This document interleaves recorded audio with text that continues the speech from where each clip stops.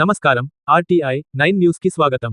మేడ్చల్ మల్కాజ్గిరి జిల్లా 135 division Alwal pastors prayer fellowship west Venkatapuram last bus stop లో ఏర్పాటు చేసిన క్రిస్మస్ కార్నివాల్ కు ఎమ్మెల్యే మర్రి రాజశేఖర్ రెడ్డి, సబితా అనిల్ కిషోర్ కార్పొరేటర్ హాజరై సబితా అనిల్ కిషోర్ శుభాకాంక్షలు తెలియజేశారు.